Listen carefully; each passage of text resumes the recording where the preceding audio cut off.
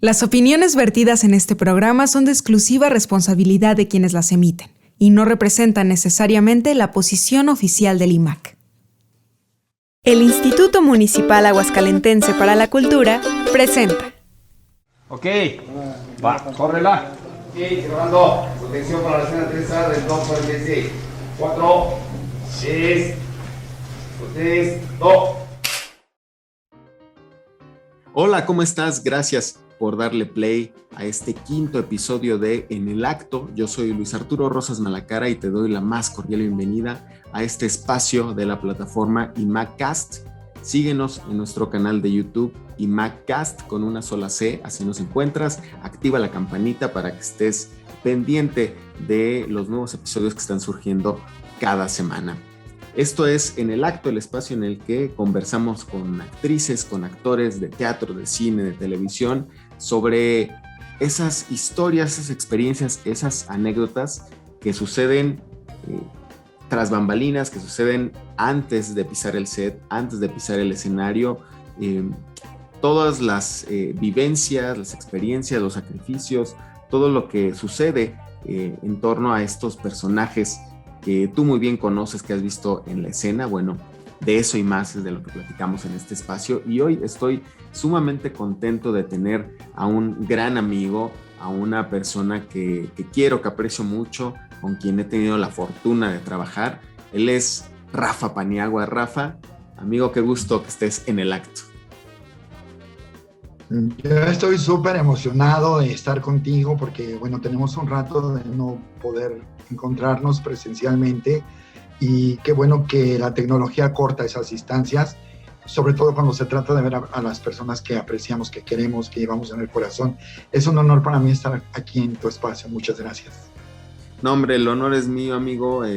Me da muchísimo gusto, como dices, que podamos reencontrarnos, ¿no? Después de, pues sobre todo este tiempo de pandemia que ha sido como tan complejo para todas y para todos. Creo que poco a poco se van reactivando las cosas y vamos un poquito reencontrándonos y retomando espacios, pero sigue siendo complejo, ¿no? No podemos ignorar que estamos en una pandemia todavía. Claro. Mi querido Rafa, bueno, amigo, pues nosotros nos conocemos del teatro, ¿no? Yo tuve la fortuna de que me dirigieras y creo que muchas personas aquí en Aguascalientes pues te conocen muy bien, sobre todo de toda esta etapa del teatro musical, de microteatros. Ha habido momentos como que yo digo que han sido muy, muy, muy puntuales en la historia contemporánea del teatro aquí en Aguascalientes. Y de ahí te conocemos, amigo, pero Rafa Paniagua, pues bueno, tiene toda una historia, toda una vida antes de esto. Eres de la Ciudad de México, amigo, para empezar. Es correcto, nací en la Ciudad de México y viví allá 41 años. Yo tengo 55 al día de hoy, viví 41 años en el DF y tengo 14 bendecidos y felices años de vivir en Aguascalientes. Uh-huh. ¿En qué parte de la Ciudad de México naciste? Yo nací en una colonia que se llama Prado Churubusco. Es una colonia que de alguna manera, toda mi vida de alguna manera ha estado relacionada con el arte y eso ha sido algo que yo no busqué, es inevitable. Vivía muy cerca de los estudios Churubusco, muy cerca. Entonces, cuando era niño, nos íbamos en las bicicletas y nos colábamos a los estudios Churubusco. Ahí estábamos metidos. Y también yo tenía por vecinos a varias personas que eran muy famosas en ese tiempo. Por ejemplo, Ramón Valdés vivía en la calle de atrás, pero conocía a sus hijos.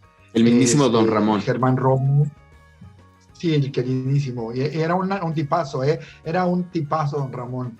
Y Germán Robles, el vampiro del cine mexicano, tenía a sus hijos, a Germán y no recuerdo ahora el nombre de su hija, en la misma primaria que yo.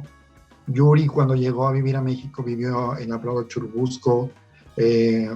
Edith González estaba muy cerca yo vivía en la Prado y ella vivía en la Campestre Churubusco. Edith González, y era amiga de un amiguito mío, éramos como contemporáneos, ¿no? La conocí alguna vez. En fin, fue muy, muy extraño cómo el arte me marcó desde que nací. Entonces ya estabas destinado a ello, ¿no? A veces parece, pues aquí hasta geográficamente te pusieron en un punto medular. Sí, la verdad es que sí, amigo. Y luego mi mamá se casa en segundas nupcias con un hermano de Lucha Villa. Entonces, pues nosotros en determinados momentos estábamos en los camerinos del Teatro Blanquita, siendo niños, te hablo que éramos niños, ¿no? Mi hermano Miguel y yo estábamos en los camerinos del Teatro Blanquita, estábamos escuchando todo el tiempo serenatas, canciones, de alguna manera había convivencia con la familia de Luz Helena, que es Lucha Villa. No sé, te digo, todo es muy extraño porque tal vez yo a veces lo he pensado y no sé si por el contacto, lo sencillo, lo simple que fue para mí estar en contacto con este mundo, este medio, no me dediqué a otra cosa, pero a veces pienso que hubiera sido, por ejemplo, un excelente psicólogo o me hubiera gustado ser médico legista. Me encanta todo el asunto de la investigación, por qué muere alguien, abrir cuerpos, o sea, digo, en el buen sentido, por supuesto, pero es la curiosidad del investigar, de saber por qué, ¿no? Soy fan de las novelas y las series policíacas. Pues en eso se convirtió mi deseo de ser médico legista, en fan de todo lo que es thriller y todo lo que es suspenso. Y bueno, pues un día ya no pude más con eso y empecé a actuar. A ver, amigo, pero cuéntanos, por ejemplo, ¿qué hacía un niño, digo, no sé qué edad tenías, en los estudios Churubusco? ¿Sabes? Platícanos, por ejemplo, una anécdota de estas pintas, por llamarlo así, entrando a los estudios Churubusco. Sí, claro que sí. Mira, yo vivía en la calle de Leo. Leo es en la Prado Churubusco y los estudios ya estaban en la Campestre Churubusco. Pero en común está el río Churubusco, que te lleva desde la calle donde yo vivía y de otras más, directamente a los estudios Churubusco. Entonces, nosotros íbamos y primero espiábamos, y yo creo que más por el hecho de estar viendo cómo filmaban las películas y eso, era como más un asunto de niños de vamos a meternos, a ver cómo nos colamos, a ver o sea, hacemos que el vigilante o los vigilantes no nos vean y de pronto ya estamos adentro. Y niños, ¿qué hacen aquí, no? Pero era más un asunto de travesura. Sin embargo, sí era de pronto impactante estar dentro y ver, ¿no? Ver un pueblo del oeste, ver una jungla, no sé, era muy impresionante y sí, yo creo que me tocó de alguna manera, ¿no? Esto de estar viendo cómo se hacían las películas, pero no era tanto el interés de ver el mundo del cine ni nada de eso, era un hecho de ser niño y ser travieso. Sí, la adrenalina de la travesura, ¿no? Claro, sí, súper bien. Re- Era muy de- padre. Y bueno, pues ahí mismo en esa colonia, cuando yo estaba en sexto año de primaria, mmm, abrieron un modelo de escuela que se llama CEDART, Centro de Educación Artística, y yo me acuerdo que fueron a la primaria donde yo estaba para invitarnos a hacer lo académico, pero también artístico a través de estos CEDARTs que dependen, creo que hasta el día de hoy, de Bellas Artes. Entonces, pues ahí está tu tío que no se aguantaba las ganas de ser artista y que corre al CEDART, y al rato pues yo me iba caminando porque también esta escuela, CEDART, estaba en una casa de la Campestre Churubusco y pues podía ir caminando, y entonces convencía a mis amiguitos más cercanos, amiguitos y amiguitas, y al rato estábamos ahí haciendo cosas con un maestro que pues en ese momento yo era un niño y no sabía que era un gran maestro, ¿no? Eso me ha pasado muchas veces, que he podido tener clases de grandes maestros y maestras que en mi ignorancia no me permitían saber quiénes eran. Él se llama Jesús García Ramón, si gustan googlearlo por ahí, es un maestrazazazo, Jesús García Ramón. Y empecé ahí de alguna manera la formación artística. Y después me gustó tanto, ya quería yo, estaba ansioso de estar en el escenario, ansioso. Yo te estoy hablando de que estaba en sexto año. Que mi mamá era amiga de una familia que se apellida Taboada, y Lucero Taboada era una niña que salía mucho en los cuentos de Cachirulo, en los cuentos de, hace 1000 años de Cachirulo, y era amiga de mi mamá, y luego Lucero abrió una compañía de teatro en el Museo de la Ciudad de México, y entonces pues igual, ¿no? Ahí me llevan al Museo de la Ciudad de México a clases y a montaje, y pues de ahí empecé, amigo, y ya, pues no lo he soltado hasta el día de hoy. Tengo también otra vida, ¿no? Tengo una doble vida, la vida artística y la vida laboral, porque si en nuestro maravilloso y precioso estado a veces es muy difícil poder vivir de lo que es el arte, ¿no? La Ciudad de México, pues, es mucho más compleja, y tenía como la mayoría de las gentes con las que yo trabajaba, que tener una vida alterna laboral. Sin embargo, esa vida alterna laboral, de alguna manera, también me permitió mover todo y enfocarlo a lo artístico. Y pues fue muy interesante todo eso que viví allá. En ese sentido, te estoy hablando de un periodo de edad de los 5 a los, no sé, a los 13 años, 12, 13 años.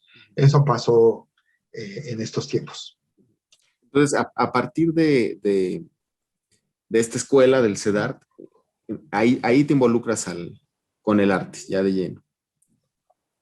Sí, así es. O sea, En el CEDART solo estuve un año porque era piloto. Ese CEDART ahora se llama CEDART Diego Rivera, si no me equivoco, y cambió de ubicación. Ya no está más en la Campeche Churubusco desde hace varios años, ¿eh? Pero era una escuela súper, súper, súper bonita, porque pues yo convivía aparte de con los pocos niños de mi edad que estaban involucrados en el CEDART, pues estaban los de secundaria y los de prepa, ¿no? Entonces, nosotros éramos como las mascotitas ahí de todos los grandes, y nos sentábamos ya para ese momento yo ya tenía realmente un deseo y una intención de dedicarme al arte. Ya lo tenía claro que sí quería ser parte de. Y era muy interesante sentarte y ver lo que hacían los grandes, y decías, yo quiero hacer lo que quiero en algún momento, verme en un escenario. Aunque éramos pequeñitos, era obligatorio para nuestra formación participar de todos los eventos artísticos, principalmente de todo lo que tenía que ver con bellas artes. Ya terminé, me mudé de casa, me mudé al Estado de México. Sí, ya no puedo ir a la escuela, al CEDART, no me dejan. Entré a la prepa, estaba en el taller de teatro y toda la vida me la vi allí en el taller de teatro. Y la verdad es que fui muy desesperado, la verdad fui muy desesperado. Tengo que contarte que cuando yo estaba en edad de estudiar una carrera, para estudiar teatro solo tenías 3 opciones, que eran la UNAM, Bellas Artes, y la Andrés Soler, que era una escuela que dependía de la Asociación Nacional de Actores y que era el modelo de donde se sacó después el CEA de Televisa. Yo ya quería actuar. Entonces me metí al Andrés Soler, donde no me pedían prepa. Yo entré y también me tocó ser el más pequeño de mi generación. Los estudiantes de esa época, pues ya había personas de 30 años, de 20 y tantos años, algunos de 18, pero yo tenía 16 años cuando entré al Andrés Soler, porque estaba desesperado, era una cosa terrible, o sea. Y me puse a investigar con mi mamá, me ayudó a investigar. Y, por ejemplo, entrar a la UNAM era muy difícil, específicamente hablando de la carrera de teatro, porque Habrían muy pocos lugares, y llegamos a conocer personas que hicieron 2 o 3 veces el intento de entrar a la carrera y nunca entraron, y mejor desistieron, ¿no? Y entrar a Bellas Artes era una cosa similar. Entonces, lo más fácil era entrar a la escuela de la Andrés Soler, de la ANDA, de la cual yo me siento muy orgulloso, al menos en el tiempo que yo estuve ahí, que estudié ahí. Eh, Fue un tiempo donde yo tuve grandes maestros, como te decía, pues yo tenía 16 años y era muy ignorante de todo, ¿no? Solo sabía que quería estudiar actuación y producción, dirección, pero estaba rodeado de grandes maestros. Conocía a los famosos, por supuesto, porque bueno, esos tú los veías en la televisión y los tenías ahí en el aula dándote clase. Y también tuve muchos compañeros que, como era el semillero de las casas productoras, tanto de televisión como de doblaje, de radio, de cine, pues muchos de mis compañeros se hicieron grandes estrellas, ¿no? Grandes, grandes estrellas. ¿Con quiénes Eh, conviviste? Mira, personalmente yo estuve en mi generación, hablando de generación, Ujú, estaba Ernesto Laguardia, que ujú, estuvo un año en la escuela. Estaba María Elena Saldaña, la güereja. Egresó Juan Manuel ujú, ujú. Bernal. Es que son muchos, estaba Ricardo Gil, que Ricardo Gil es un actor de doblaje maravilloso, y él interpretó muchos años a Joaquín López Dóriga, Sí, así, la imitación del teacher, ¿no? Ujú.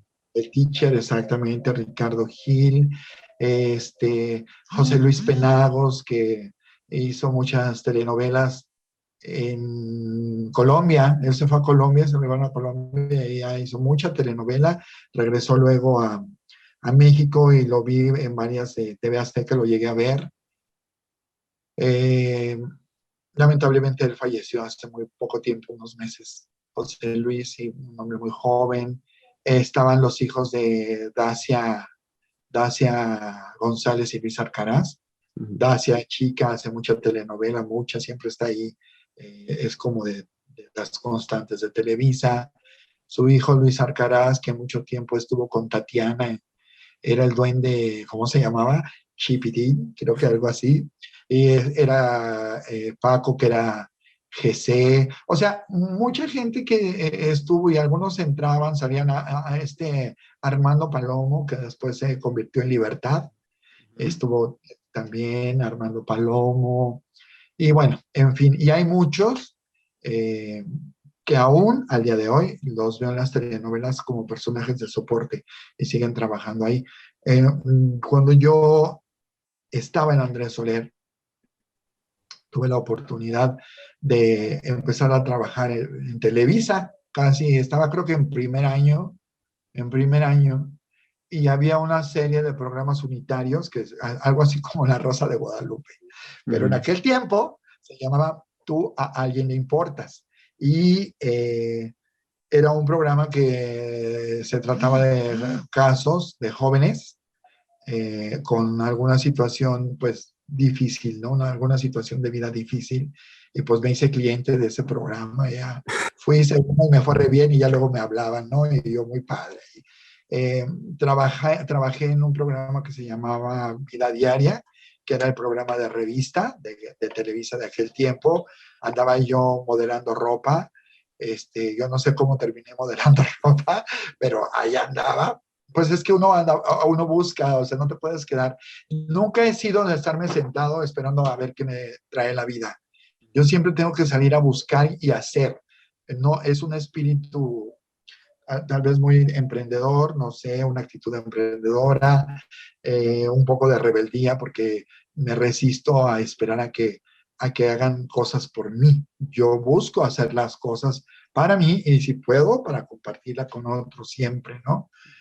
Y así me fui, amigo, así me fui, pero estuve ahí en personajes también de soporte. Hice Teresa con Salma Hayek, hice Lucía Goiti y así, pero era un personaje de soporte, o sea, ahí de los que en Teresa estaba por ahí en la vecindad y así, cosas así, ¿no? Pero siendo muy honesto, respeto mucho el trabajo de la gente que trabaja, bueno, de la gente que labora en la televisión, pero no me gustó mucho el ambiente, la verdad, no me gustó mucho el sistema, no me gustaron muchas cosas y decidí no seguir participando de eso, de esa forma de trabajo. Y dije, bueno, finalmente tú estudiaste actuación para teatro, el teatro me encantaba y me puse a trabajar haciendo mi propia compañía. Empecé muy bien porque mi primer productor fue el hijo de Cricri, el ingeniero Jorge Gabilondo. El ingeniero Jorge Gabilondo editaba una revista tipo Playbill, Ajá. que era la que se daba en todos los teatros con el programa de mano. Eran los programas de mano en forma de revista. Él los editaba y él también llegaba a producir espectáculos y obras de teatro. Entonces, yo escribí la primera obra de teatro con mi hermano y con una amiga y invitaron una amiga que es mi amiga hasta el día de hoy, Marta Hidalgo, invitó al ingeniero Gabilondo a que viera un ensayo y el ingeniero se entusiasmó y dijo, pues yo voy a ser su productor y fue mi productor. Fue mi ¿Cuál fue primer esa productor. obra?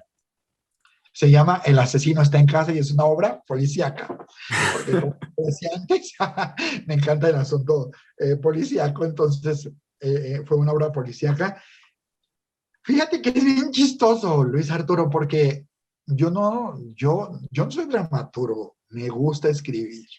Okay. Me gusta escribir, pero yo no soy dramaturgo, respeto muchísimo a los dramaturgos, pero algo pasa que yo creo que escribo tan comercialmente, o sea, mi mentalidad es tan comercial, tan entender un poco cómo gustarle a la gente, que El show business. mis obras, amigo, son de permanencia. O sea, esa obra duró años que la estuvimos haciendo, nos la compraban las escuelas para que los alumnos fueran a ver teatro. Años, Luis Arturo, años. Yo creo que hicimos unas 800, 900 representaciones. Y luego tuve problema con la persona que después se quedó de encargada de la producción, que ya no era el ingeniero Gabilondo. Y dejé de hacerlo y me la plagiaron, la acabo de encontrar en YouTube, nada más le cambiaron el nombre y le cambiaron un poquito algunas cuantas palabras y los nombres de los personajes, pero es Pero es tu obra. la misma escenografía, la misma dirección, todo, pero bueno.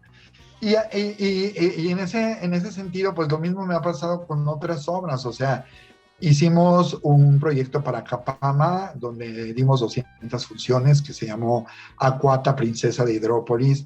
Hicimos La Decisión que dio 200 funciones. Hicimos, escribí con Felipe la de Niebla, el guerrero del agua, y también dio 200 funciones. Pero tengo otros bebés como Email a Cibercomedia, que desde que se estrenó en el 2020, perdón, en el 2000, no ha dejado de tener funciones. No ha dejado de tener funciones, Luis. No sé cuántas llevarán, 1800, 1900, 2000, no tengo idea. Ya dejó de ser importante eso, el número, porque ya ha ido más allá, ¿no? Ya ¿para qué? ¿Cómo para qué? Y tengo la fortuna de que pues muchos amigos, artistas conocidos o que no conocí, pero que eran amigos de actores que participaban en la obra, pues fueron develando placas y todos esos rituales que solían hacerse principalmente en el DF, es como muy habitual, ¿no? Aquí yo no he visto que se haga mucho, pero allá era como habitual, era como la forma de dejar la evidencia de que en algún momento existió esto y se hizo, ¿no? Y luego me pasó con Harvey Galleta de Chocolate, obra en la que yo siempre me he sentido súper feliz de que me hayas dicho que sí, querías participar y que hayas estado con nosotros y que nos hayas acompañado en una gira argentina, haciendo un trabajo impecable, precioso, que es una obra que de pronto es como ya no quiero hacer Harvey. no soy Harvey, ya no quiero hacer Harvey, pero no se muere. Y ya llevamos muchísimas representaciones igual. Cuando llegamos a las 600, yo ya le perdí la cuenta igual, porque también dejó de ser importante para mí, en el sentido de que, pues bueno, si lo siguen pidiendo, si me la siguen comprando, si nos siguen invitando, pues ahí está, ¿no? Pero a veces ya no quieres a tus hijos, dices, ya, basta, quiero procrear, ay, si quiero hacer hijos Nuevos. y hablo de procreación en el sentido de que, bueno, a lo mejor tú escribes, pero un montaje es una procreación, ¿no? No depende solo de una persona, está el dramaturgo, todo el talento, todos los creativos, en fin, es una procreación y me encanta estar procreando. Yo soy paridor, me encanta. ¿Y cuántos hijos has parido, Rafa? ¿Cuántas obras has escrito? Uy, he escrito aproximadamente, yo creo como 23 o 24, algo así, de las cuales he montado como 18 o 19. Y lo más lindo es que me las montan otras personas. O sea, por ejemplo, en este momento, a partir de ustedes y gracias a ustedes, del trabajo tan lindo que hicieron en Argentina, pues en Argentina me pidieron los derechos y la están haciendo. Allá nada más le cambiaron, obviamente, el nombre a los personajes y a la obra, porque pues es diferente, ¿no? Ya no existe la Galleta María, no existe en fin, algunos personajes muy conocidos por nosotros por el nombre, allá no existen. Y la obra se llama La Galleta de Chocolate, pero también ya tienen un rato andando con la obra y pues eso emociona siempre, ¿no? Claro. Siempre emociona. También la de El asesino está en casa, me la han montado varias personas. Bueno, la galleta de chocolate te hablé de Argentina, pero me la han montado varias compañías en el DF. La de email me la han montado varias compañías en el DF.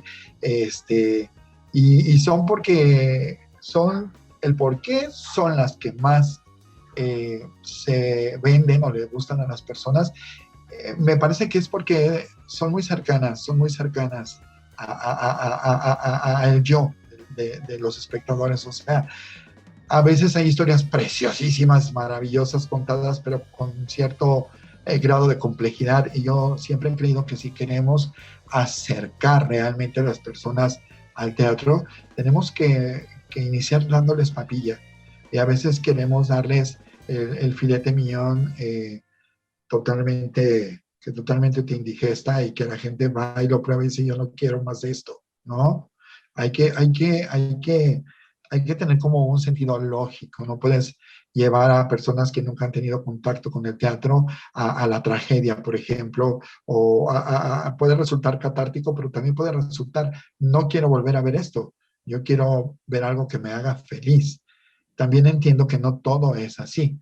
Y qué bueno y qué fortuna y qué dicha y gracias a Dios que existimos de todo para todos, porque hay público para todo, hay consumidores de todo, ¿no? Sería terrible querer tú mismo abarcar y decir, yo puedo hacer todo. No, yo no sé hacer piezas, soy maletísima, yo no sé hacer tragedia como Dios manda. O sea, no, yo reconozco qué puedo hacer y qué no, y donde no, mejor no me meto, porque respeto mucho lo que hacen los demás. Sí, hay que tener, digo, finalmente también tienes como le llaman en mercadotecnia, ¿no? Un target muy específico, ¿no? O sea, creo que eso es importante, inclusive te dediques a lo que te dediques, ¿no? Dicen, conocer tu cliente, conocer tu público, en este caso, es lo que garantiza el éxito de tu producto, ¿no? Sí, así es. Y bueno, independientemente de si a mis compañeros de profesión, de oficio, como lo determinemos, les gusta o no les gusta mi trabajo, al público le gusta, al público para el que trabajo le gusta. Y eso es para mí lo más importante.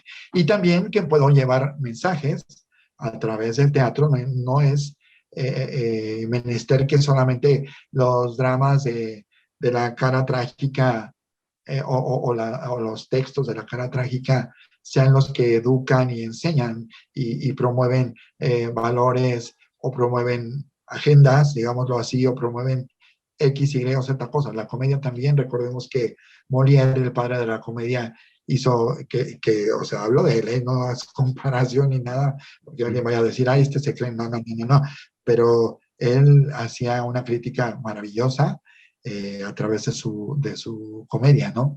Entonces la comedia es también un medio para criticar, para confrontar, para sembrar cosas. Rafa, hace un momento Así es, amigo. tú mismo decías, yo no soy dramaturgo, ¿no? Y sin embargo, te has dedicado a escribir a la fecha más de 20 y tantas obras. Y por lo que nos platicas, pues también podemos, quienes no te conocen, ¿no? Pueden empezar a entender que tú estás involucrado no solamente en la actuación, en la escritura, en la dirección, sino en la producción, en la promoción inclusive. El involucrarte en todo esto es por este espíritu emprendedor que tú mismo también dijiste que tienes, o qué te llevó a decir, bueno, o sea, yo no soy dramaturgo, pero le entro a escribir, le entro a producir, a todo. Nunca fue el punto de partida ser un todólogo, porque yo estoy muy claro que zapatero a tus zapatos. Pero como te comentaba antes, yo vengo de una ciudad donde si no te mueves, te comen. Y si no haces cosas, si no buscas hacer empresa, tu empresa, es muy difícil, ¿no? Tú vas a un casting de lo que sea en el DF, para lo que sea, y hay por lo menos 500 o 600 o 700 personas, ¿no? Es un asunto impresionante. Entonces, un tanto el deseo de querer hacer y otro tanto el no tener capital. Entonces, de pronto dices, ¿cómo lo hago? ¿Cómo lo hago? Pero no me voy a quedar con las ganas, ¿no? Lo tengo que hacer. Lo tengo que hacer. Ya se me metió aquí, cuando algo se me mete en la cabeza, ya, es casi un hecho, un 90% que va a suceder, ¿no? Entonces, eso fue lo que me llevó a tener que aprenderle al vestuario, no sé coser, pero sé diseñar. Sé en el sentido no profesional. Todo lo que te mencioné es no profesional porque no soy un profesional de ninguna de esas cosas, ¿no? Pero he sido un practicante y un practicante afortunado, la verdad. He sido muy afortunado. La bendición con la que cuento ahora es que estoy en un lugar, Luis, Aguascalientes es un lugar maravilloso, lo digo 1000 veces, te digo que siempre termino diciendo lo mismo en las entrevistas, porque es la verdad, Aguascalientes es un lugar maravilloso y ahora he tenido la bendición de no tener que ser todólogo y de poder contar con equipos de trabajo donde cada quien hace lo que sabe hacer y eso es lo que le da excelencia a los trabajos o buscamos la excelencia, si no la conseguimos o, o no alcanzamos ese estándar, pero estoy bien abrigado y bien cobijado, ¿no? Tengo en todos los rubros de creativos personas maravillosas con las que he trabajado, con algunos tal vez solo una vez o dos, con otros con más constancia. Y yo agradezco eso, agradezco eso. Cuando yo llegué aquí, de los primeros trabajos que tuve fue ser asistente de Chon. O sea, muy difícil, muy difícil, porque Chon es un profesional y Chon te revisa hasta las horas del zapato, ¿sabes? Y yo fui su asistente un tiempo. Uh-huh. Y entonces yo venía con ese espíritu de todólogo. Y yo le agradezco mucho a Chon que él me dijo, ¿sabes qué? Aprende a hacer equipo.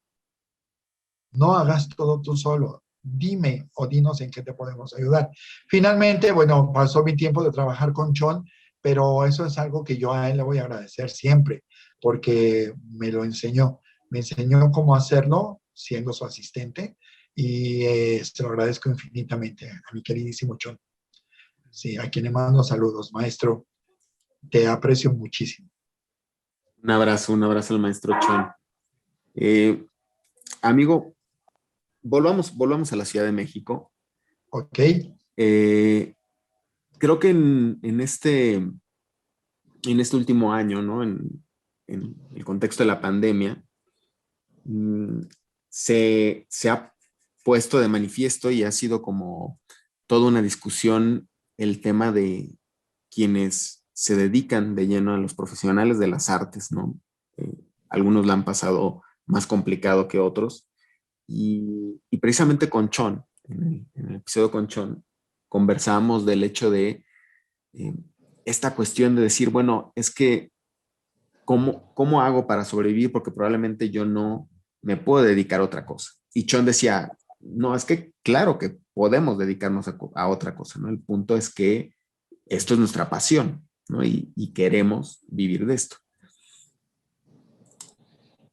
¿Cómo en la Ciudad de México? Y bueno, pongo esto de antecedente, porque creo que debe ser muy interesante entrar a esta parte de tu vida en la de hablar cómo Rafa Paniagua, ¿no? Ha vivido de muchas otras cosas, pero siempre ha estado abrazado o arraigado al arte, ¿no? Sí, Platícanos, bueno, trabajaste, por ejemplo, ¿no? En el metro de la Ciudad de México. así es, sí, sí, yo te comentaba antes de iniciar el programa, amigo, que hay una parte muy interesante que no me abre foro hasta el día de hoy para poder hablar de ella, ¿no? No ha habido la oportunidad, pero es justamente como alguien que se quiere dedicar al arte y no separarse de él, tiene también que pasar por otras situaciones y en efecto, yo creo que todas las personas, sin excepción, todas estamos capacitadas para ser resilientes de alguna manera, algunos con una gran capacidad, otros con una menor capacidad, pero todos podemos hacerlo. Y depende también de entender que a veces nuestros caminos, nuestros sueños, no son en ese momento lo que tú quisieras que fueran, pero el hecho de que te muevas un poquito no quiere decir tampoco que vas a cambiar para siempre de ese objetivo, ¿no? Y sí, cuando yo terminé de estudiar en Andrés Soler, yo ya trabajaba porque tenía que pagarme la escuela.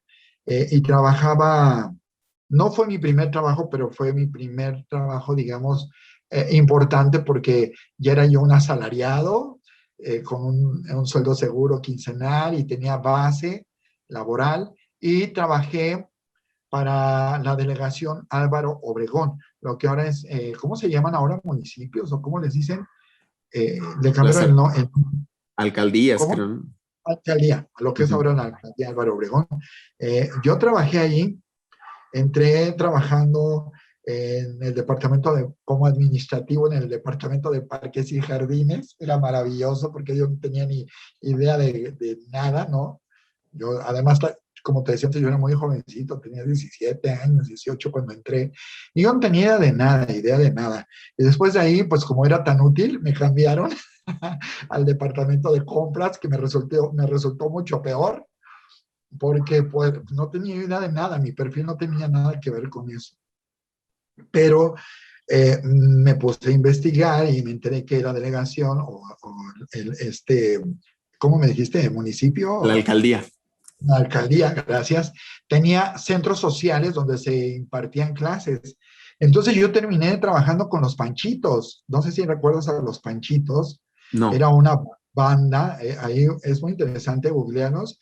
Eran el terror de Santa Fe y de todo la zona norte y más pobre de la alcaldía Álvaro Obregón.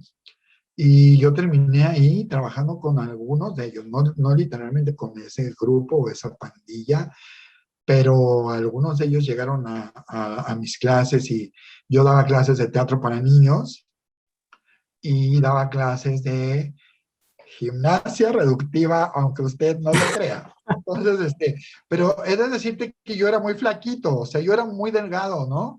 He sido gordo de un tiempo para acá, gordito así, llenito, pero yo era muy delgadín y me gustaba mucho la danza.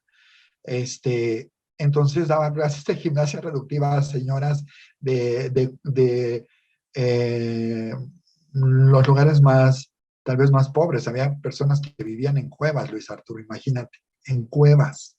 Eh, y fue una experiencia súper linda que me volvió humano, me volvió empático, me volvió tolerante, porque descubrí que así como había ricos y había nivel medio, había personas que no la pasaban nada bien y que sin embargo tenían ese espíritu y ese deseo de asistir a una clase de arte en cualquiera de sus expresiones, ¿no? Porque había música, había pintura, o sea, se daban muchos talleres y entonces a través de la delegación yo terminé dando clases en estos centros sociales, en diversos centros sociales y después eh, el edificio delegacional lo convirtieron en un centro cultural que es el Centro Cultural San Ángel, o que ahora me parece que se llama López Tarso, el Teatro López Tarso, no sé, algo así.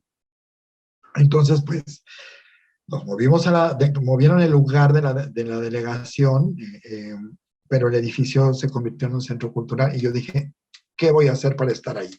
Entonces, busqué la manera y entonces sí cumplía el perfil y me mandaron a trabajar allá. Y fue una muy, muy, muy grata experiencia, porque de pronto aprendí, por ejemplo, teníamos un curador, el que organizaba las exposiciones, que era maravilloso, y nos enseñaba, ¿no? Cosas que obviamente, repito, nunca a nivel profesional, pero todo conocimiento adquirido, pues es algo que te sustenta para poder llevar a cabo otras cosas. Eso es una realidad. Entonces él nos enseñaba y pues monté exposiciones de José Luis Cuevas, de Irma Palacios, de Leonardo Nierman, o sea, de grandes pintores de ese momento, de los Coronel, pero además pude conocerlos, ¿no? Tuve la oportunidad de conocerlos y convivir con ellos.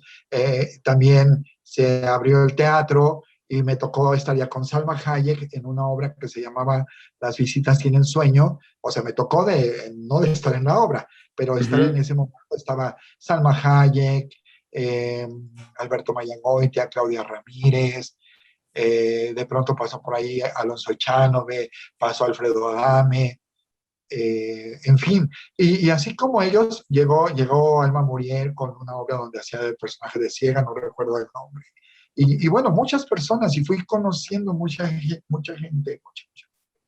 eh, y después eh, vino una crisis económica muy fuerte y tuve que dejar el teatro un tiempo y me metí a trabajar al metro.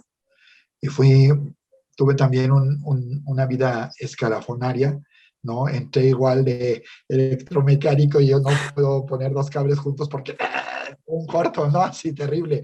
Entonces, pero igual fui moviéndome y terminé siendo conductor, que era un trabajo que me resultaba muy entretenido, pero también en el metro pues tuve oportunidad de desarrollar cosas y cuestiones artísticas. Había una maestra muy importante de la carrera de teatro en la UNAM que se llama, o se llamaba, no sé, yo espero que se llame todavía, Soledad Ruiz. Eh, Ella daba clases de teatro para trabajadores del metro y también yo era muy pequeño, pero mi mamá iba a clases de teatro y ahí empecé yo a conocer el teatro dentro de la institución. Y tuve esa oportunidad, pero luego pues me salí del metro, duré 10 años trabajando ahí, me fastidié de la delegación, me salí de ahí y entonces me quedé sin nada. Y tengo que decirte que yo tuve un periodo donde mi madre ya vivía aquí en Aguascalientes con mi hermano Alan y yo tenía que vender PET y vender cartón y eso para poder vivir. O sea, no me parece algo vergonzoso, me parece algo que te forma, que te hace crecer, que te enseña a apreciar todas las cosas en su justo valor. Y no fue mucho, afortunadamente. Bueno, gracias a Dios, para mí todo lo que te he contado y lo que viene, soy de fe y creo en Dios ciegamente y te agradezco a él todo, porque Él es el que me abre y me cierra todas las puertas. Entonces, entre los amigos, hubo una amiga que me invitó a trabajar a un grupo versátil. No soy músico, no soy músico, pero como te dije antes, me gusta bailar, no sé hacerlo bien y Tengo 240 años de no practicar, entonces, aunque tengas el conocimiento, la práctica hace al maestro, sobre todo en situaciones como la danza Sí, la y disciplina. es decir, el canto, el fisicoculturismo, o sea, si no te entrenas, mueres. Pero le bailaba, ¿no? Le bailaba. Entonces, me invitan a este grupo versátil, que era un grupo súper bonito. Trabajábamos en las bodas yo no sé si había alguna relación entre el dueño del grupo, por ejemplo, y Televisa, porque trabajábamos en las bodas de los deportistas, en las bodas de los artistas, no en todas, pero sí en muchas de ellas, y también hacíamos fiestas con personas, ¿no? Normales. Normales quiero decir fuera del ambiente artístico o deportivo.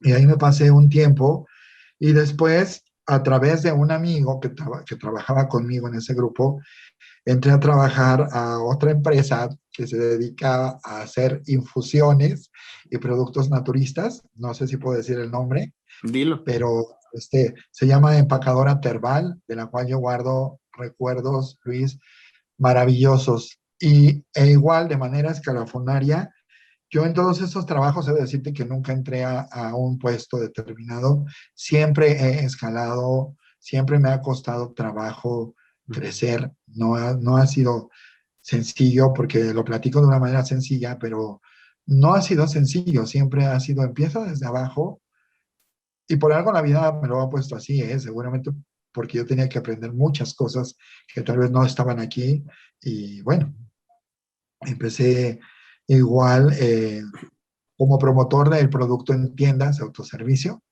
y acomodando el producto. Y en poco tiempo, la persona que era mi jefa, pues vio en mí rasgos que consideró que podían serle de utilidad para su idea, la idea que tenía, y terminé siendo gerente, de la empresa en una gerencia de nueva creación en ese momento que era de eventos especiales. Y lo que yo hacía, y que me encantó además porque pude aplicar el teatro o la teatralidad en ello, era que cada vez que iban a sacar algún producto nuevo, que había alguna promoción, por ejemplo, hubo una en la que regalaron automóviles, en fin, tenían una serie de promociones.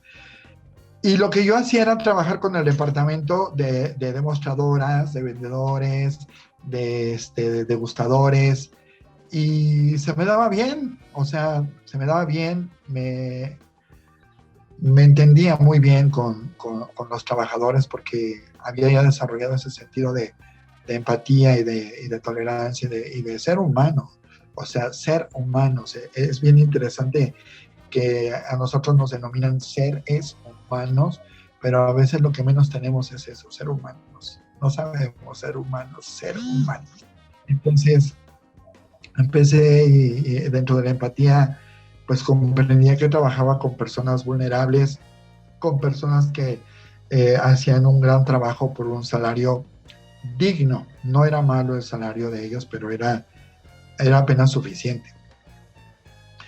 Y cuando me dan esta gerencia, Empacadora Terval tiene o tenía, no sé, algunas sucursales en otros estados, y yo viajaba mucho, entonces tuve que dejar el teatro.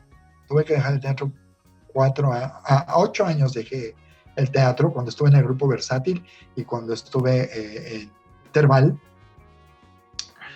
Y entonces yo vestía a los vendedores de franceses, ¿no? De Luis XV, y la promoción era en Luis XV en las tiendas, ¿no? Los vestía de africanos, los vestía de XYZ, pero además tenían como activaciones que no eran solamente el hecho de pruebe el té, sino,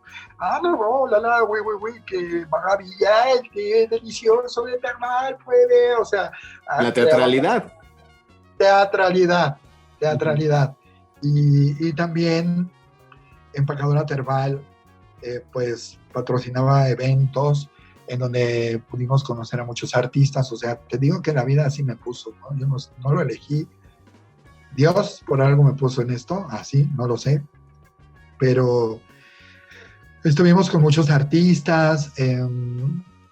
Cuando Gloria Trevi regresó de Brasil, pues muchas empresas no quisieron arriesgarse, por ejemplo, con ella, y Empacadora Terval se arriesgó, tomó el riesgo, y me acuerdo que en el lunario del Auditorio Nacional se presentó Gloria con su material nuevo, y ahí estuvimos, pues en fin, ¿no? Nombres, habría muchos que mencionar, pero el caso no es ese, el caso es cómo la teatralidad no me dejaba, amigos, no me dejaba y pues ahí estaban los promotores de Terval haciendo, haciendo teatro, y era muy divertido porque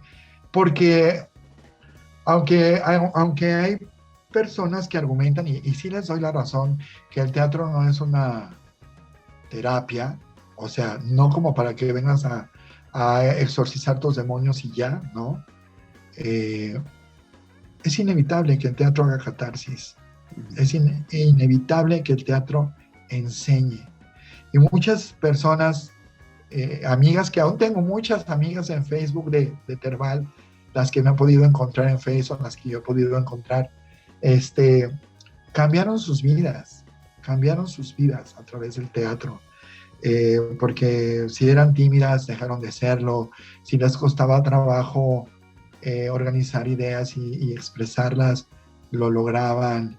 O sea, para los que no hacen teatro, voy a decir esto, el teatro realmente es el teatro es sanador, porque te confronta contigo mismo, porque te abre y amplía tus parámetros, tus paradigmas, y te permite ser más empático. Siempre hablo de empatía, porque el verdadero actor, la verdadera actriz, son seres inevitablemente empáticos. A desarrollar vidas de otros, creando personajes, es obligado entenderlos, y es obligado a veces justificarlos, y es obligado a veces quererlos, aunque no estén haciendo lo mejor, pero buscas y tratas de entender por qué actúan de tal manera, ¿no? Y eso se aplica a la realidad, y es siempre de ganancia. Luis, hablo mucho y no te he dejado hablar. Ya hablé mucho. No, amigo, pues es que yo encantado de escucharte. Creo que yo coincido mucho en esto que dices, ¿no? Lo he reiterado varias veces, que insisto en que todas y todos deberían de regalarse la oportunidad en algún momento de su vida, ni siquiera importa la edad, ni siquiera importa nada de eso, regalarse en algún momento de su vida la oportunidad de acercarse al teatro de una manera activa, ¿no? O sea, de tallerear, de tener la oportunidad de involucrarse quizá en una experiencia como la que nos platicas, ¿no? Con la empresa, porque definitivamente yo he aprendido que el teatro son clases para aprender a ser humanos, ¿no? También lo que mencionabas, o sea, es aprender a ser humanos.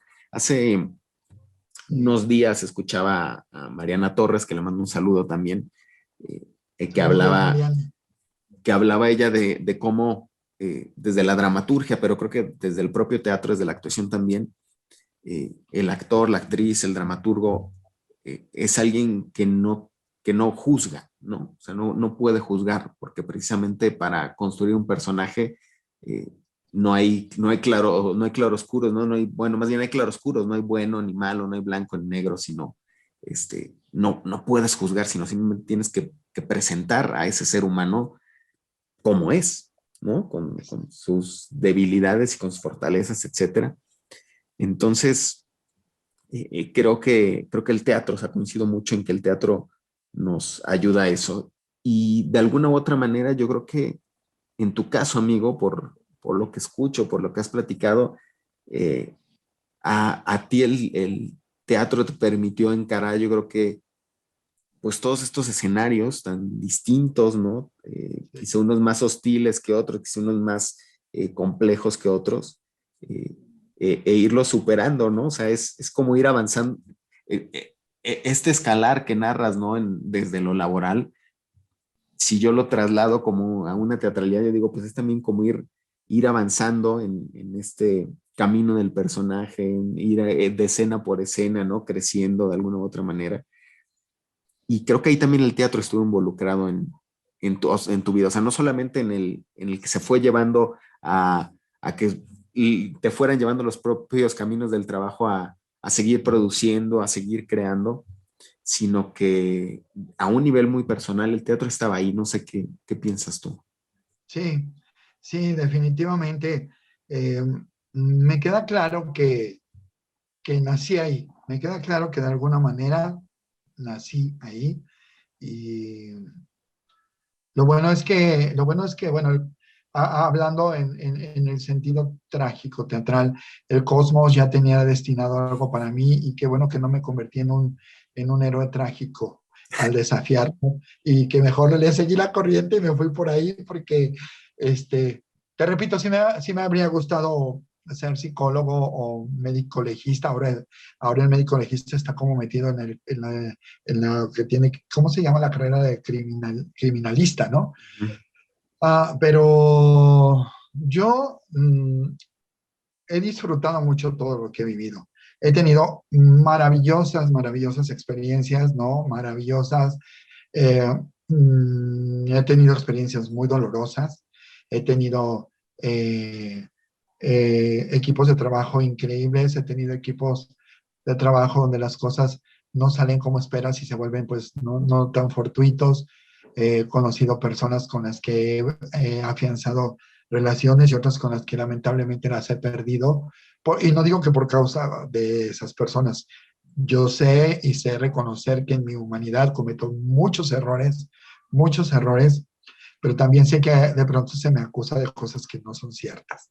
Eh, y lo dejo pasar, pero no voy a decir que no me arrepiento de nada. A mí no me gusta eso de no me arrepiento de nada, pero puedo decirte que cada momento que he vivido lo aprecio y lo valoro, justamente en eso, en el valor que tiene, en lo que pude aprender de esa situación o de esas personas que me han llenado de amor, de cariño, y otras, como te decía, no tan fortuitas las relaciones, pero algo tengo claro: yo no le deseo mal a nadie ni quiero nunca que las personas sufran nada. Si pudiera evitarlo, lo haría, porque estar en situación, por ejemplo, de depresión, estar en situación de necesidad, de cualquier tipo de necesidad, es algo que sitúa a las personas en, como tú dijiste hace un momento, en lugares hostiles, en lugares oscuros,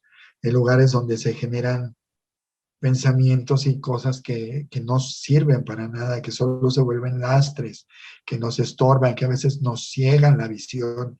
Y créeme que si yo pudiera hacer algo o ayudar a alguien en ese sentido, lo haría siempre con todo el gusto. Indudablemente, sea quien sea, el nombre que tenga, la figura que tenga, quien sea. De alguna u otra manera, tú podrías decir en tu caso, Rafa, que el teatro, que todo lo que conlleva, o sea, no solamente la actuación, sino todo lo que conlleva el teatro y en todas las áreas que está involucrado, te ha salvado. O sea,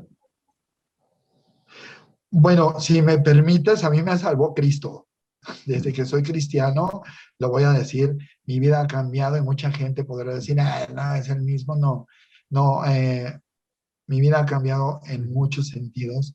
A mí me salvó Cristo, pero el teatro ha sido una herramienta que me ha ayudado en ese proceso de salvación,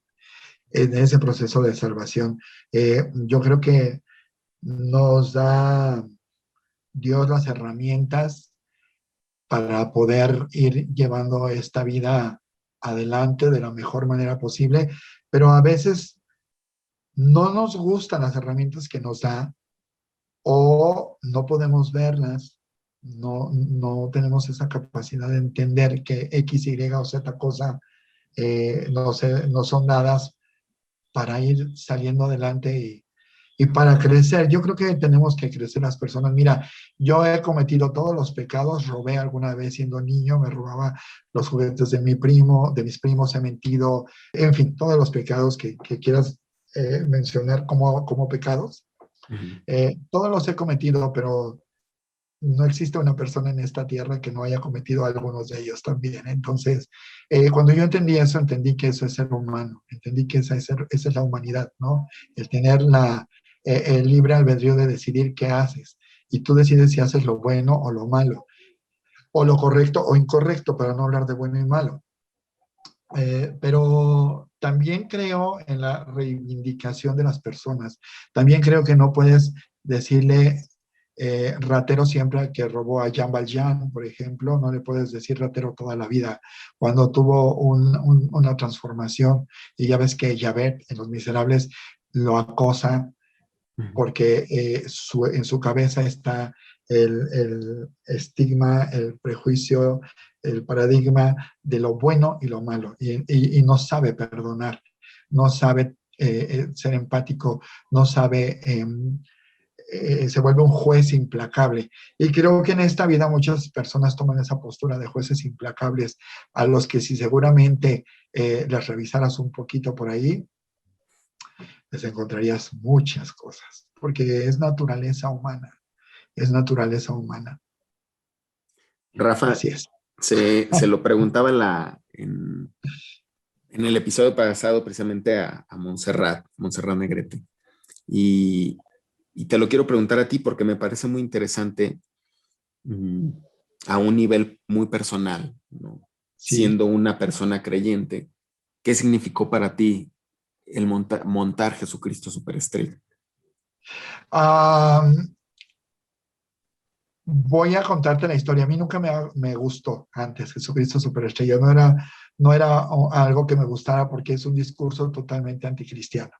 Okay. No me gustaba la idea, pero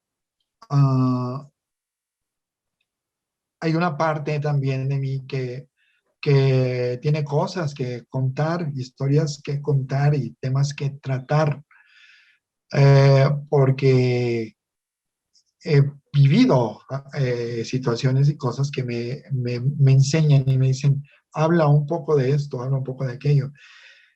Entonces, yo vengo de estar trabajando en el TEC de Monterrey con un equipo maravilloso, con Ernesto Castillo, músico, con Aleli Treviño, coreógrafa, con Helio, músico, en fin. Y un día Neto me dice, vamos a montar Jesucristo Superestrella. Un amigo me dijo que él nos patrocina. Órale, perfecto. Vamos a hacerlo porque es un trabajo, ¿no? Y respeto también mi trabajo. Lo hicimos, me gustó mucho el resultado, pero me gustó en el sentido de poder ver tanta persona, tanto actor, tanta actriz, tantos bailarines tratando de cantar, tantos actores tratando de cantar y de bailar, entregándose con una convicción plena a un trabajo. Y yo, Jesucristo Superestrella, lo que le agradezco a la obra de Jesucristo Superestrella o al montaje de Jesucristo Superestrella, más que a la obra, es la situación de haber podido conocer a tantas personas. Muchas personas de ahí terminaron en la escuela de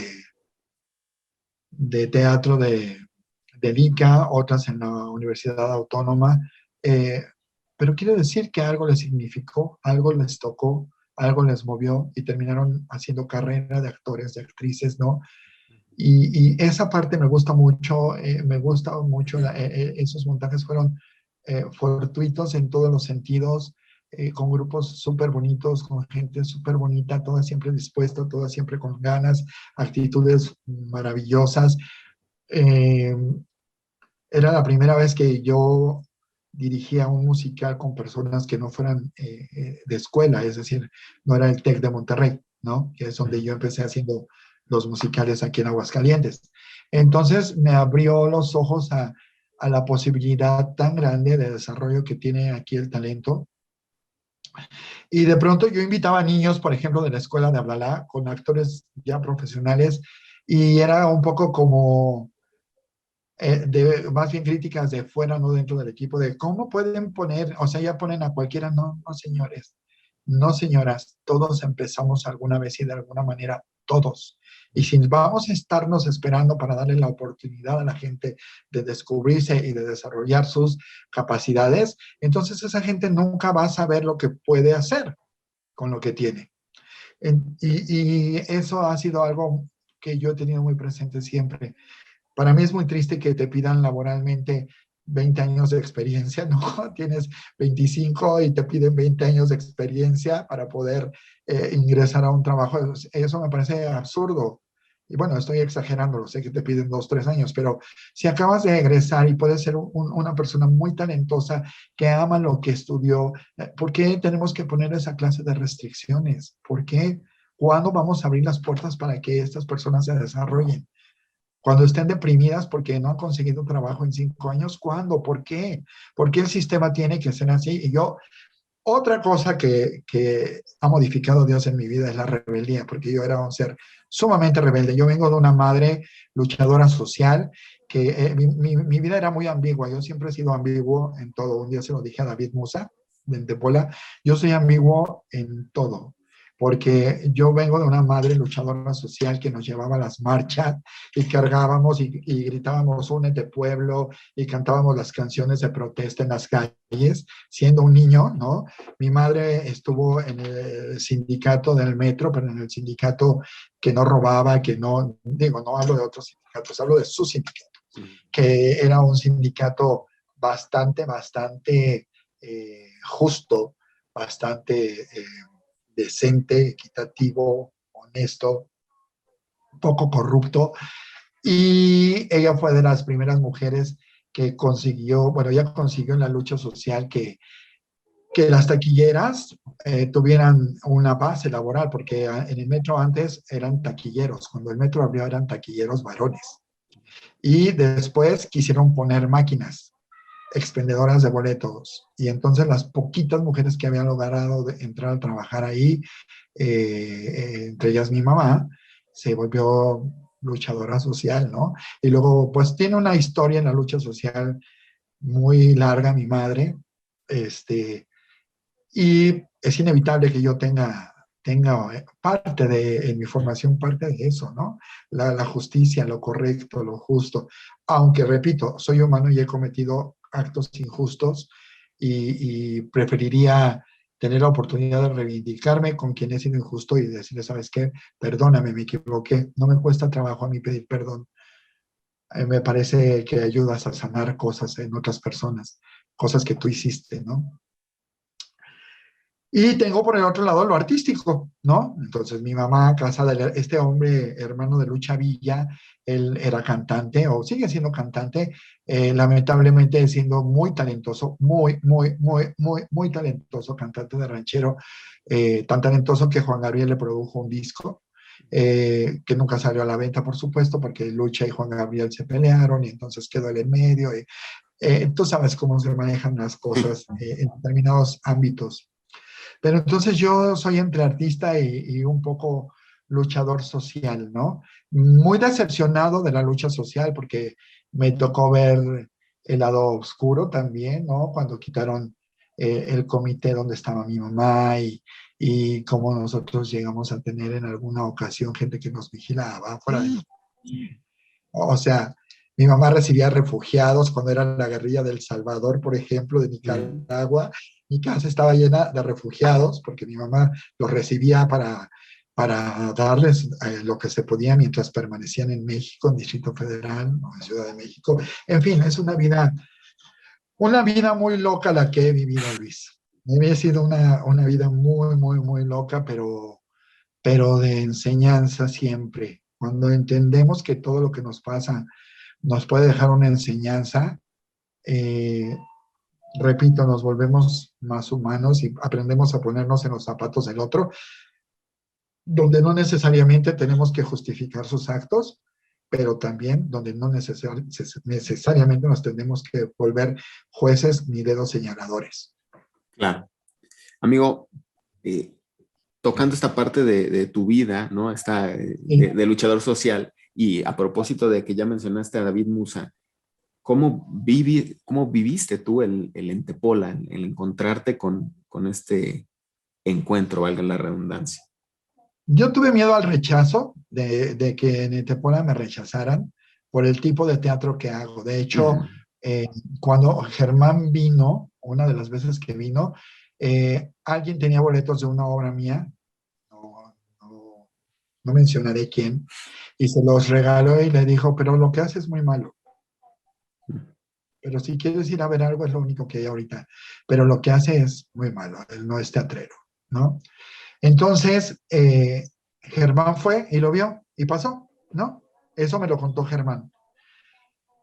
Y yo no me acercaba a Tepola porque, como te dije antes, nos etiquetan y todos somos el que hace esto, el que hace aquello o la que hace lo otro. Entonces yo soy el que hace musicales, ¿no? Y el que hace microteatro. O hizo, porque ya no hago, por el momento no he hecho más. Entonces yo la verdad tenía mucho miedo de acercarme a Tepola, porque decía, ¿qué puedo meter en Tepola un musical? Me van a mandar a volar, ¿no? Pasa el tiempo, y tengo microteatro, abro microteatro, y Juanito me dice un día, oye, ¿puedo invitar a personas en Tepola que no tienen funciones para que vengan?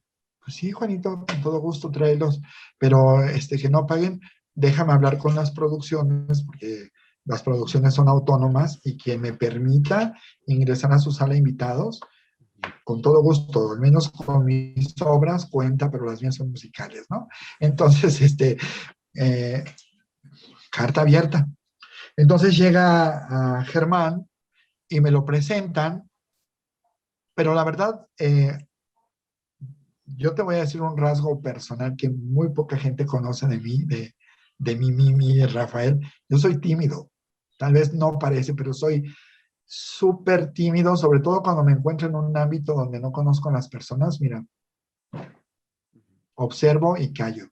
Me cuesta mucho trabajo a veces relacionarme con las personas. Es tal vez increíble, pero es una realidad. A veces yo me escondo así, no quiero ni que me vean. Y sucede que, pues me lo presentan y bueno, es el presidente de Tepola Argentina, mucho gusto. Llega David Musa, mucho gusto, y ya. Y pasa ese segundo contacto, ¿no? Por llamarlo de alguna manera. Y posteriormente, Alex Zúñiga me invita a ser parte de la Feria de San Marcos, organizando en Casa Corazón el programa de teatro. Entonces, dentro de mis actividades estaba la hospitalidad, es decir, para quienes no conocen el concepto, es quien va y recibe a los artistas invitados al autobús o al aeropuerto, los acompañas, los hospedas, les da sus itinerarios, sus horarios de comida, etcétera, ¿no? Y llega Germán, y me toca trabajar con él y me toca ser también su productor. Y entonces ya empezamos a platicar, y me dice, fíjate que yo fui a ver una obra y tengo la duda de saber si tú eres el director. O estoy confundido. Le dije, ¿qué obra fuiste a ver? Pero no había sido ese año, había sido un año anterior, tal vez, o dos, no recuerdo. Me dijo, La caída de la casa Usher. Y entonces, pues sí, era un montaje mío. No era mi producción, pero era un montaje que había dirigido. Y le dije, sí es mío, y me parece súper extraño que lo hayas visto. Entonces ya me cuenta esta anécdota de los boletos. Y me empezó a dar risa y le dije, mira, Germán, tengo la etiqueta de que soy el que hace musicales aquí. Y me dijo, pues esto que yo vi podría estar en la calle de Corrientes en Buenos Aires.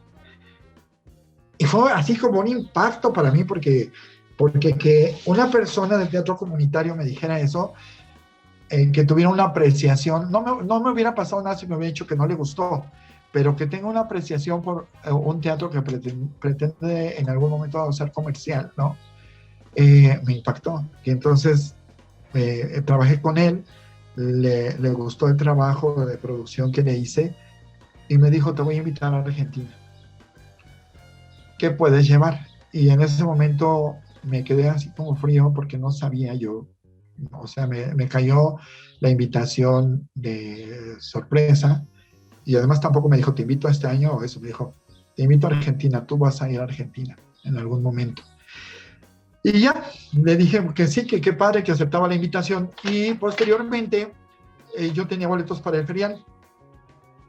ese año la esposa de Germán y Blanquita, su hija, vinieron a acompañarlo. Entonces conseguí boletos del ferial porque me interesaba mucho promover ese trabajo que tiene un espíritu netamente localista, ¿no? Y lo vio y le encantó el ferial. Y dijo, ¿puedes armar un ferial?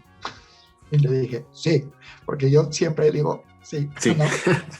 Eso es mal hábito, pero siempre digo, sí. Entonces, pues ahí vamos a Argentina la primera vez con, no me acuerdo cuántas personas éramos, y pues fue una experiencia muy grata, ¿no? Así de muchas lágrimas porque trabajamos para las comunidades con más necesidad, ¿no? Digo, también trabajamos para la gente de Jujuy, pero nos llevaron a comunidades, teatro comunitario finalmente, y la vida me cambió. La vida me cambió y desde ese momento yo he tratado de tener por ahí 2 o 3 montajes que tienen como propósito no ser tan comerciales, sino hablar de las cosas importantes de las que en determinados momentos se tiene que hablar. Y después recibí la invitación de David Musa y me cambió la vida. O sea, yo creo que siempre estamos en constante transformación y la vida me cambió. Me cambió cuando yo pude estar en Entepola, participar de Entepola. Entonces ya me acerqué un poco a Entepola local con mis reservas, pero fui bien recibido, tuve la experiencia. Este año lamentablemente no pude participar porque no podía cubrir algunos de los requisitos que solicitaron en esta edición, pero yo respeto profundamente no solo a Entepola, sino a todos aquellos actores, a todos a aquellos que andan trashumando por el mundo, a todos ellos mi admiración, mi respeto, a todos ellos que buscan llevar divertimento, conocimiento, mensaje a personas que quizás si no fuera por ellos nunca tendrían la oportunidad de entender, de conocer, de gustar lo que es el arte en cualquiera de sus expresiones. Se volvieron héroes para mí,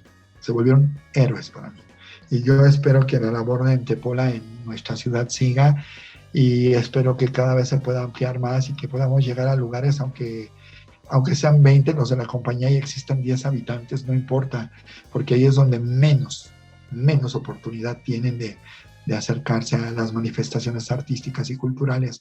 Y es muy padre. Cuando hacíamos la decisión, nos llevaron a muchísimos municipios, a muchísimas rancherías, a muchísimos lugares, y desde llegar y montar la escenografía y que la gente viera algo que se estaba construyendo ahí, y luego participar de la función y ver sus rostros. O sea, como te decía también antes, hay cosas que son impagables, hay cosas que no tienen precio, hay cosas que te regala Dios o te regala la vida,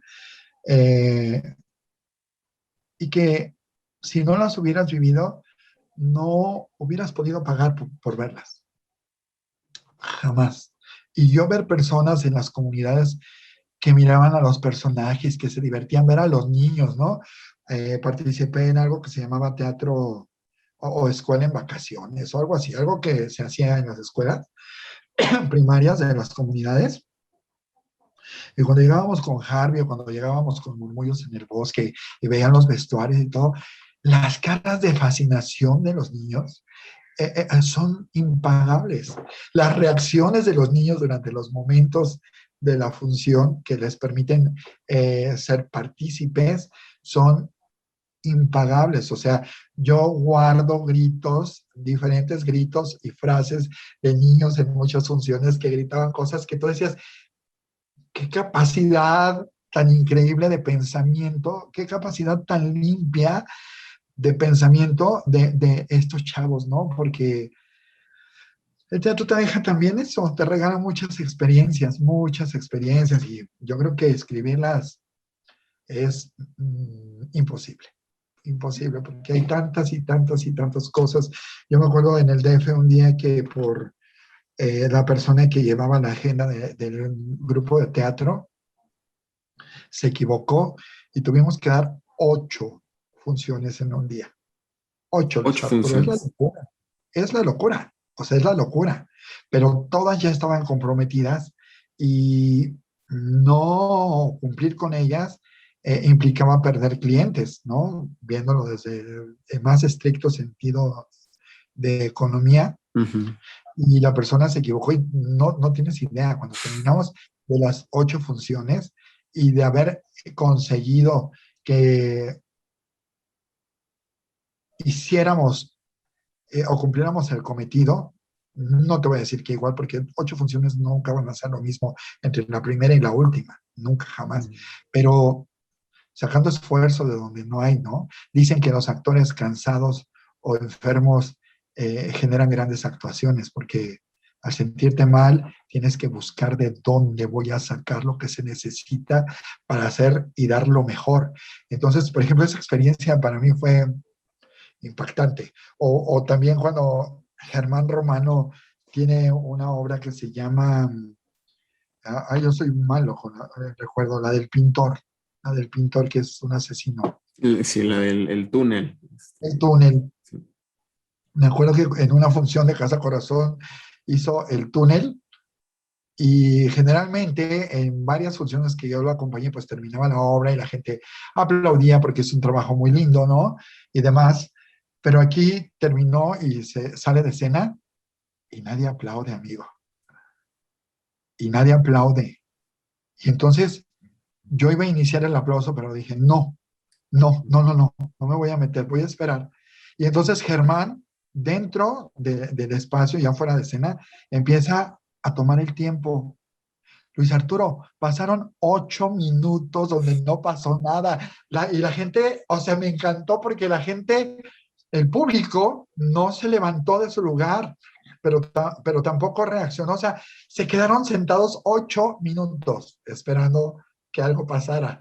Hasta que a alguien por ahí le cayó el 20 de esto ya se acabó, ¿no? Y Ujú. entonces se empieza a aplaudir, entonces todos empiezan a aplaudir, entonces sale Germán, pero nosotros como en shock porque nunca me había pasado, ¿no? Es algo que no sucede Sí. habitualmente, o sea, generalmente las obras de teatro son muy claras en sus finales, ¿no? O te Ujú. apagan la luz o te cierran el... Sino, pero como aquí no había esos tecnicismos, no los teníamos, más bien esos elementos técnicos no los teníamos, no contábamos con ellos, tuvimos que esperarnos, ¿no? Y fue muy curioso. Y también, por ejemplo, te puedo contar, hablando de Tepola, que fue de lo último que me preguntaste, eh, yo me acuerdo eh, cuando presentamos la obra de la Catrina, que era como se llamaba Viva Aguascalientes, en un lugar de Jujuy que se llama Alto Comedero, y pues hay mucha necesidad en ese lugar, ¿no? Necesidades en todos los sentidos. Y yo tenía mucho miedo de presentarme ahí, tenía mucho miedo por el público, porque pensé tal vez al público no le guste. Yo iba con miedo, porque finalmente iba con un musical, Luis Arturo. Yo dije, los musicales no les gustan a las personas, o sea, yo iba con Todos. era un reto, era un reto. Y cuando terminamos, Luis, la gente estaba llorando. O sea, estaban llorando, pero de lo que habían visto, emocionados. Y me gritaban, Rafa, no te vayas, quédate a vivir aquí. O sea, y a los actores también les gritaban, no, los queremos, gracias por traernos esto, pero a gritos, a gritos. Y la gente se empezó a parar, pero no para aplaudir, sino para acercarse al escenario, porque querían tener contacto físico con los actores, ¿no? O sea, te repito, son cosas que no hay forma de que las pagues y que sucedan de manera natural, ¿no? A lo mejor te organizas tu showcito y lo pagas y bueno, pero sabes que es falso, que no es real, ¿no? Sí. Pero,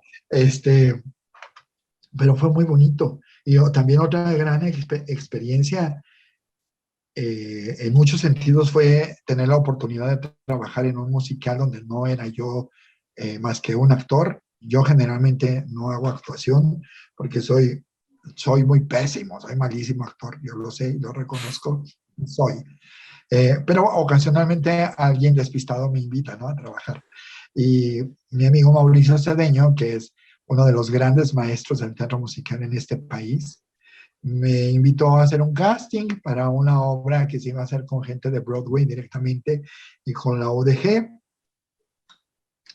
Y yo fui para vivir la experiencia de hacer el casting, sobre todo de conocer gente de Broadway, ¿no? Es como, para mí que hago musicales es algo muy llamativo. Bueno, era muy llamativo en ese momento. Y fui, y ya, fui. Y gran sorpresa que me quedo en ese montaje que se llamó Sessions. Y pues me fui a Guadalajara a trabajar. También suena muy lindo, pero fue difícil porque yo llegué a una pensión y vivía en una pensión y tenía que moverme a los lugares de ensayos y eso, y dejé de generar ingresos aquí. Entonces no es fácil, a veces las cosas suenan muy lindas, pero de verdad las personas que no tienen como visión piensan que es muy sencillo y que se te da y listo, como si te lo merecieras y ya todo está en orden, y no es cierto. Para mí fue muy difícil dejar a mi familia meses para vivir en Guadalajara, fue muy difícil no tener mis ingresos cotidianos. Yo trabajaba en ese tiempo en el TEC de Monterrey y tal vez estaba en la UP, en la UVM, no me acuerdo bien, en la Concordia, pero tenía ingresos, ¿no? Y los tuve que dejar, pero también era si no haces esto hoy, tal vez Ya nunca no. Uh-huh. tendré la oportunidad. Entonces me fui a Guadalajara y conocí a grandes maestros porque Mauricio formó un reparto de grandes actores y actrices de Guadalajara, grandes, de los mejores. Y hice gran amistad con todos ellos. Y con uno principalmente, con Eduardo Villalpando, que es un maestro muy conocido allá en Guadalajara. La anécdota es que estábamos en función y nosotros manejábamos sillas y las sillas estaban en la orillita del proscenio. Y él no colocó bien su silla y cuando se fue a sentar, se cayó sobre la orquesta. Sobre la orquesta. Entonces, lo vemos caer, escuchamos los platos de la batalla y todo, ¿no? Y se levanta y tiene la sangre así en toda la cara. Entonces, Mauricio siempre tiene personajes que en el musical se llaman understudy y que son los que se saben todos los personajes, un hombre y una mujer que se saben todos los personajes, todos, y que a lo mejor en alguna temporada nunca van a participar. Se les paga igual que a un actor, pero tal vez nunca van a participar porque solo bajo situaciones como estas sucede.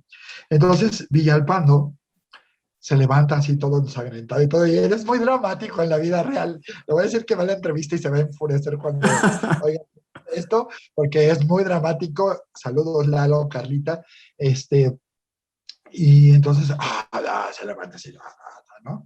Y tiene un hermano cirujano plástico, y se lo llevan. Entonces entra Billy, que era el understudy, y y al final de la función, ya para el número final, aparece Villalpando ya suturado y todo así, ¿no? Entonces, obviamente, mi hermano y querido amigo se convirtió en un héroe, y se convirtió en un héroe porque él fue y le dijo al hermano, cóseme rápido que tengo función, y regresó a terminar su función. Wow. Y esas cosas te enseñan mucho, ¿no? Y si me permite rápido, a nivel escolar, me pasó algo parecido cuando montamos Los Miserables con una alumna, Marisol Arroyo, que se subía en una mesa que no estaba bien hecha, hicieron mala escenografía. Uh-huh. No recuerdo quién la hizo esa vez, pero sí puedo decirte que no fue Alan Paniagua. No fue Alan. Si lo hubiera hecho él, hubiera estado muy bien hecha. Y la mesa estaba floja y ella se tenía que subir a bailar arriba de la mesa. y no me acuerdo si en la última o penúltima función, eran varias funciones, no solo eran dos, pero en la última o en la penúltima se rompe la mesa y la niña se abre toda la pierna. Y estaba cantando. Entonces ella se rompe la mesa y queda en medio de toda la madera de la mesa, porque además era una mesa enorme, era un tablón, ¿no? Y ella sigue cantando así, súper mona, y cantando y sonriendo. Era la esposa del posadero. Y sale de escena, y cuando sale de escena así en automático empieza a llorar, a llorar, a llorar.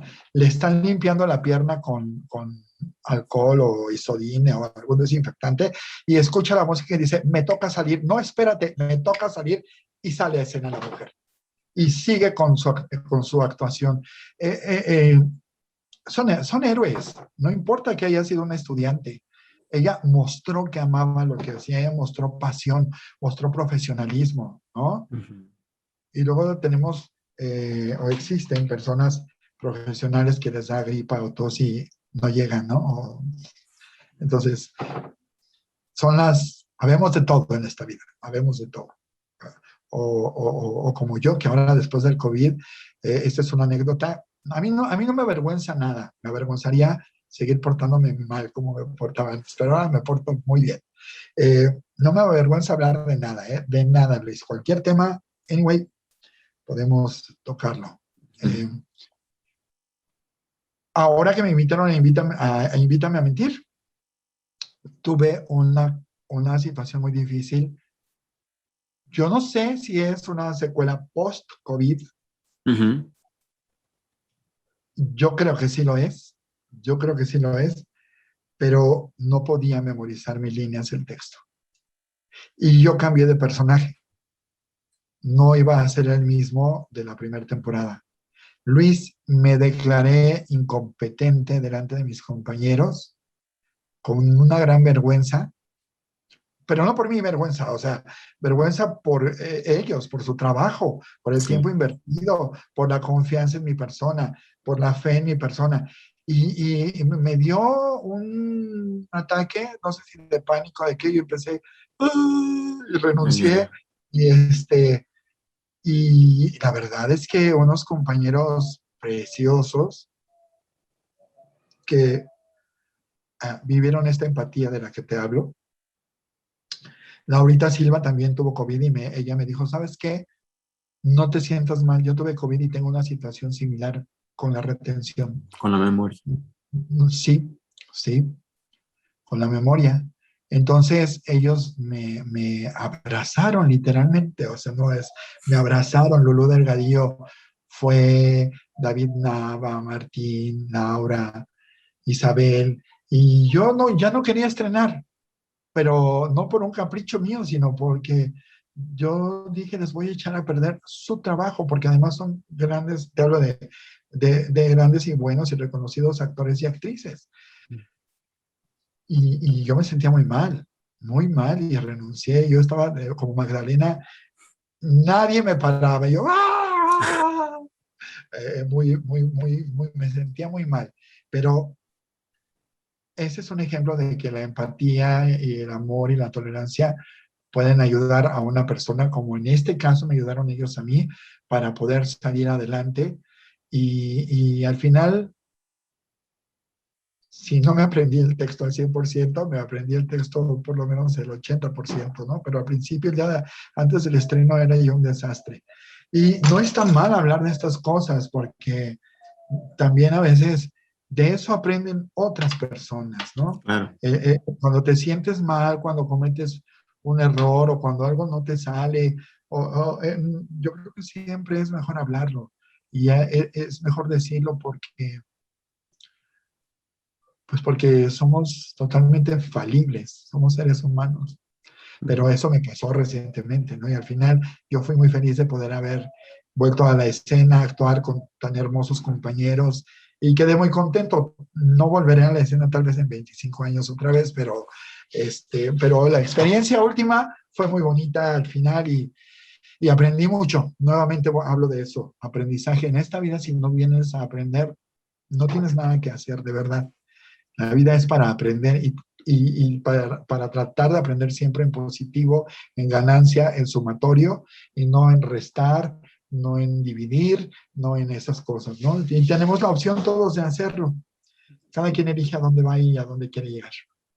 Y el regalo yo creo que tan grande que tiene el teatro y que creo que has dejado de manifiesto por ejemplo, en esta serie de anécdotas que cuentas al final, es que es tan único, tan irrepetible, ¿no? O sea, cada momento, cada día, cada función, que hay un aprendizaje, o sea, es inevitable que exista un aprendizaje constante. O sea, todos los días, cada función, cada ensayo, vas a aprender algo nuevo porque es una creación hecha por seres humanos y entonces somos benditamente imperfectos, dicen por ahí, y todos los días va a pasar algo distinto, alguien va a estar atravesando por un momento difícil, alguien va a estar enfermo, alguien va a estar...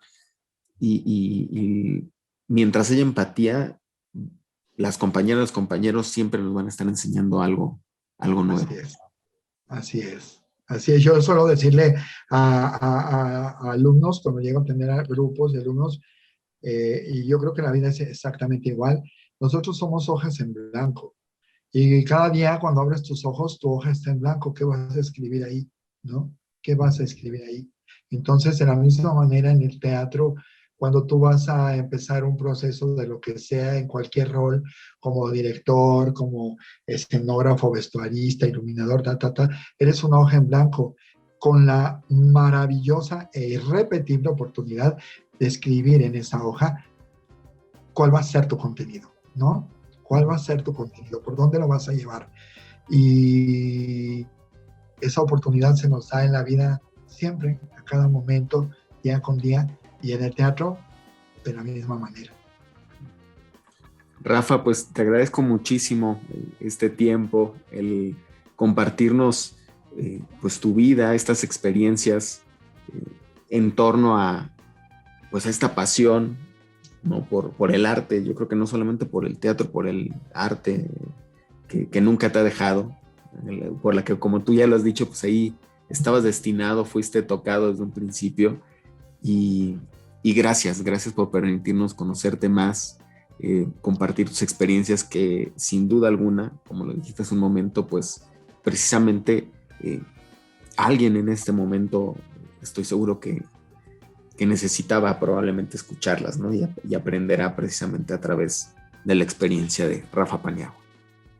Sí, amigo, gracias. Yo, para cerrar, lo último que quiero decir ahora es que así como hablé de esa hoja en blanco, solo tenemos solo esta vida aquí y en este plano, y pues no hay que desaprovecharla y no hay que vivirla con miedos, no hay que vivirla con incertidumbre, no hay que vivirla por vivirla. El tiempo se va y no vuelve, y perder el tiempo es regalar tu vida.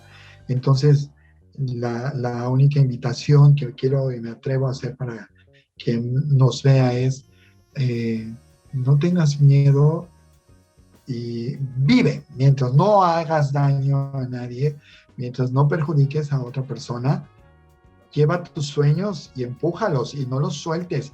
Y no los sueltes hasta que los veas materializados. No importa que tu sueño sea inalcanzable. Yo hago musicales y nunca pensé que iba a estar en un musical trabajando con gente de Broadway, ni en mis más oscuros pensamientos o mis más claros, pero era algo que deseaba y sucedió. A todos nos pueden suceder. Algunos dicen la magia, y para mí la bendición de Dios existe y puede aparecer en tu vida en cualquier momento. No te caigas, no desistas, no sufras, no te dejes llevar por el dolor, no te dejes llevar por la tristeza. Los momentos son así, y hoy estás triste, pero a lo mejor en 3 horas estás feliz. Hoy perdiste algo y tienes una pérdida, pero a lo mejor en un determinado tiempo esa pérdida se ve llenada de otra manera. No se puede comparar, pero ni se puede sustituir, pero se puede volver a llenar lo que va dejando vacíos en nuestro corazón. Se pueden volver a llenar. En mi caso es Dios, y lo que voy a decir va a ser motivo de muchos taca, pero la verdad, yo soy un ferviente creyente. Que Dios los bendiga a todos en el mejor sentido, en la mejor de las formas de hacerlo. Y Luis, te quiero mucho y te agradezco mucho, y eres una persona súper valiosa. Tu trabajo nos enseña, tu trabajo nos permite acercarnos a los que no nos podemos acercar de pronto por X circunstancia. Y mi próximo sueño, o uno de mis sueños más cercanos, es volver a compartir contigo el trabajo escénico. Te quiero mucho y gracias. Te quiero mucho, Rafa, y sin duda alguna se nos va a cumplir el volver a encontrarnos en el acto. En el acto. Saludos a todos. Gracias, amigo. Gracias, Rafa Paniagua, y gracias a ti que nos viste, que viste este nuevo episodio.